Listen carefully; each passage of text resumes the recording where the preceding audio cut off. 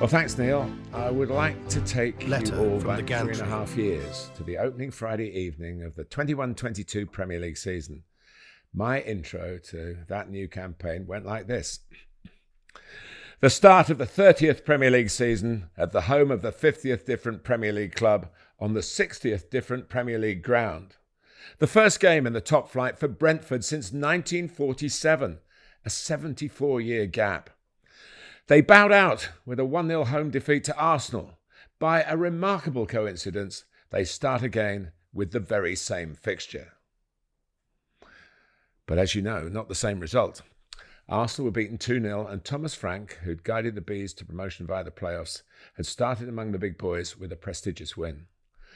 The general consensus at the time was that, like other small fry who'd arrived at the top, their stay would be brief. But this is their fourth consecutive such campaign. Already a fifth is a certainty. My preparation for that game in August 2021 showed a massive element of trust from Brentford, particularly given how much it meant to the West London club.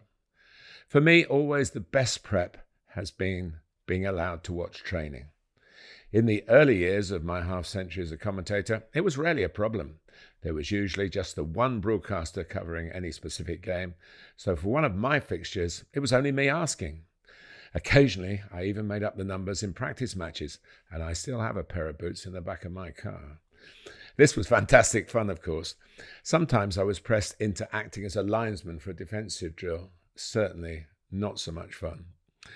To my delight, in August 2021, I was given the go-ahead by Phil Giles, Brentford's Director of Football, to attend their final session before they faced their Premier League baptism.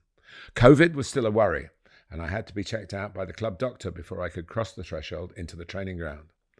Thomas Frank himself could not have been more accommodating. That morning, he worked on the 11 to face Arsenal, none of whom, incidentally, had played in the Premier League before. I did personally know one member of the squad, Shandon Baptiste, who'd been on loan from Oxford United at Hampton and Richmond when I was a coach there. Shandon was rehabbing in the gym and was not fit to start the campaign, but Thomas made sure I saw him before I left. It was another kind gesture. There was a lot of polishing up on set-piece routines in that final session.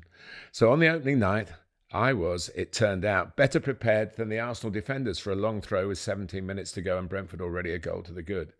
The routine I'd seen in practice the day before worked perfectly. Christian Norgard headed in from Ivan Toney's flick on. Norgard is still doing it. He scored recently at Leicester with another header from another set-piece on a record-breaking night at the King Power. 4 consecutive away wins in the top flight for the Bees for the first time in their history. This from a team which earlier in the season had been impotent on the road, though impregnable at home. It also meant back-to-back league wins for the first time this season, both away successes too, at West Ham prior to Leicester. Thomas Frank has been in charge since October 2018, and the club has been on an upward trajectory ever since. Rumour has it that it was Dan Ashworth's desire to bring the Brentford boss to Old Trafford that led to his recent fallout with and subsequent departure from Manchester United. Brentford didn't block Dean Smith, Frank's predecessor, when Aston Villa came calling. Whether Thomas would have wanted to leave is another matter altogether. He has given Brentford a bond that's very hard to break. His style of play is an effective combination of pace, poise and pragmatism. Inwardly, he has the dynamic will to win of any of the great Danish football men of the past. Outwardly, he's dignified in victory and in defeat. If he is moved to question the match officials, he makes his points in private in a calm, considered way after the game. The post-match interviews after the 4-0 drubbing of Leicester were very revealing. Ruud van Nistelrooy, the beaten boss, talked of Brentford's efficiency, organisation, team structure and great physicality. He added, "They are big steps ahead of us at the moment.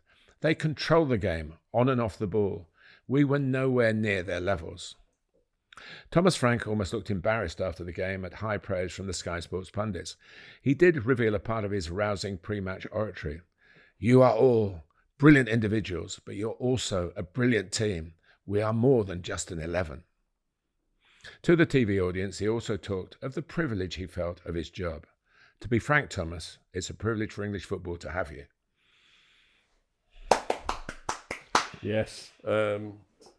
He is electric. If you go to a press conference, if you watch any of his interviews, he's electric, isn't he?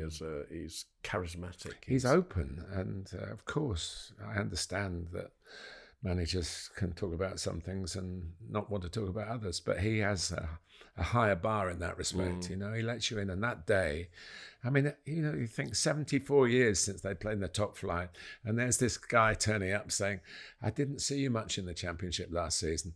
I really want to do justice to the occasion. That's my pitch, if you like, to be allowed in. And half expecting them to say, well, go and watch the tapes of it, you know, and watch the warm-up. Sometimes you have to sell that because you see the faces, but to watch the session and the set pieces in particular, and then for it to unfold in such a significant way, to seal, played 1-1 in the Premier League, you know, it was a great time, and I'm really happy. I don't see Thomas much. I've done some Brentford games this season, but I feel he gave me so much then that I don't really want to ask for much more now. You know? And also, they can play the old Wimbledon way, lump it and chase, but they can play the Manchester City way and play out from the back and really play sweet football. Mikhail Damsgaard's been came out in the post-match as well.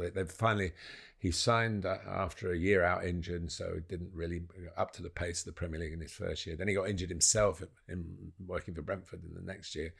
And now they've got him into the kind of player that he has shown in flashes for Denmark. Obviously, he did well against England, didn't he? Wembley. So he's an important part of this, but it is the brilliance of the team and the way they get on. Wissa and Burma were interviewed after the game as well, and they talk, we're great friends off the field, and it helps really much on the field.